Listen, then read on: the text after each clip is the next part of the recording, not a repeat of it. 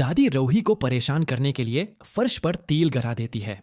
ये को बड़ी चालाकी से अपने पास बुलाती है, लेकिन दादी को ये पता नहीं होता है कि वो रॉय नहीं है, बल्कि रूही के रूप में आत्मा है। जब आत्मा फंसलकर नीचे गिर जाती है तो दादी उस पर जोर जोर से हंसने लगती है। ऐसे में वो आत्मा दादी पर बहुत ज्यादा गुस्सा हो जाती है और दादी का हाथ पकड़कर जोर से नीचे गिरा देती है। तभी रूही की आंखें लाल हो जाती हैं। ये देखकर दादी बहुत ज्यादा घबरा जाती है। ऐसे में वहां आत्मा दादी से कहती है, तुम्हें बहुत शौक है ना दूसरों को तकलीफ देना। अगर तुमने फिर से ऐसा किया तो मैं तुम्हारा वो हाल कर दूंगी कि तुम्हें कोई पहचान नहीं पाएगा।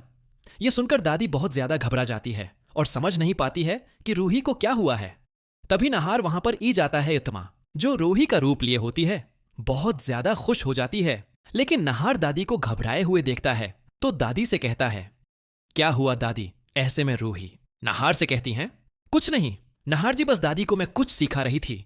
और दादी नहार को कुछ बोल नहीं पाती है और अपने कमरे में चली जाती है। जब दादी अपने कमरे में जाती है तो वहां से उसली रूही भी आ रही होती है, लेकिन दादी उसली रूही से भी बहुत ज्यादा घबरा जाती है और उसे कहने लगती है, मुझे माफ कर दो, अब मैं तुम्हें परेशान नहीं करूंगी, मुझे जाने दो। ऐसे में रूही सोचती है दादी को क्या हुआ है, वो इतनी डरी हुई क्यों है? जब रात को रूही और नहार सो रहे होते हैं, कभी वो इतमा पेंटिंग से बाहर होती है और नहार के करीब जाने की कोशिश करती है, लेकिन तभी रूही जब जाती है और इतमा को देखकर बहुत ज्यादा घबरा जाती है।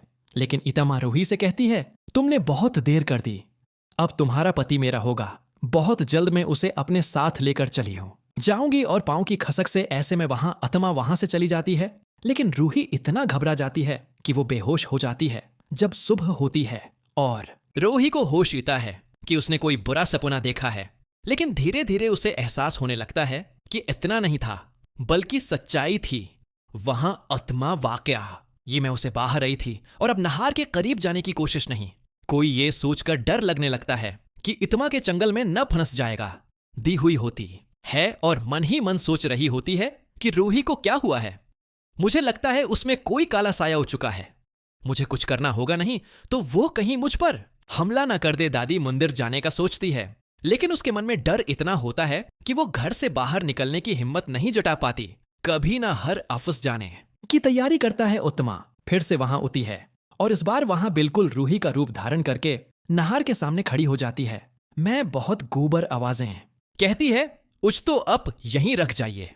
नहार हैरान हो जाता है और कहता है, क्या हुआ, तुमने मेरी ऑफिस जाने से इतनी परेशानी क्यों हो रही है? लेकिन तभी असली रूही वहां पर आ जाती है और वहां अतिमा फिर से इसी के सामने प्रकट होती है।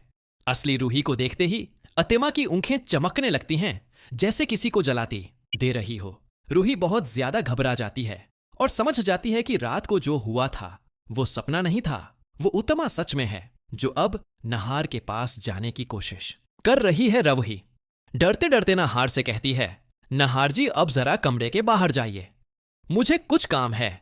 लेकिन नहार समझ नहीं पाता कि आखिर रूही का वहावार इतना अजीब क्यों हो गया है। बस थोड़ी देर खड़ा रहता है लेकिन फिर बाहर चला जाता है। तभी आत्मा जोर से हंसती है और कहती है, तुम चाहे जितनी कोशिश कर लो रूही, नहार अब तुम्हारा नहीं मेरा होगा, मैं उसे अपने साथ लेकर जाऊंगी और तुम्हें अकेला छोड़ दूंगी। रूही डरते हुए कहती है, तुम ऐसा नहीं कर सकते, ये मेरा बद्दी है और मैं तुम्हें ऐसा करने नहीं दूंगी। एतमा धीरे धीरे पीछे हटती है और गायब हो जाती है, लेकिन कमरे की दीवार पर उसकी परछाई बनी रह जाती है। रूही उस परछाई को देखकर कांप जाती है। मैं भागकर मंदिर में रखी भगवान की मूर्ति के पास जाती है और वहां से संदूर उठाकर अपने माथे पर लगाती है और कहती है, चाहे कुछ भी हो जाए मैं अपने पति को किसी आत्मा के हवाले नहीं करूंगी, मैं उसे बचाकर रहूंगी। जब नहार वापस कमरे में होता है तो रूही सामान्य दिखने की कोशिश करती है, लेकिन उसके चेहरे पर डर साफ दिखाई देता है। नहार पूछता है, क्या हुआ, सब ठीक तो है? कहती है, हाँ सब ठीक है। लेकिन दादी बाहर खड़ी होकर यह सब सुन रही होती है और सोचती है, ये वही आत्मा है जो उस घर में तब से है जब से पेंटिंग आई थी। अब यह घर मेरे लिए खतरनाक बन गया है, मुझे किसी पंडित से मिलना होगा। तभी वो धीरे से घर से बाहर निकलती है और पास के मंदिर पंडित जी से सब कुछ बताती है कि एक आत्मा है जो रूही का रूप लेकर सबको धोखा दे रही है। पंडित जी कहते हैं, ये आत्मा बहुत पुरानी है, उसे शांति तभी मिलेगी जब कोई सच्चा मन वाला इंसान उसका सामना करेगा।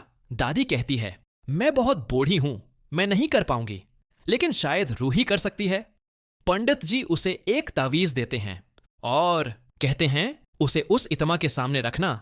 अगर वो सच में बुराई से भरी है तो ये तावीज उसके सामने टुक नहीं पाएगा और उसकी असली पहचान सामने ई जाएगी। अगर आप लोग भी चाहते हैं कि नहार और रूही दोबारा से अपनी लाइफ में खुश हो जाएं, तो कमेंट में लाजमी लिखिएगा, आई लो नहार और रूही।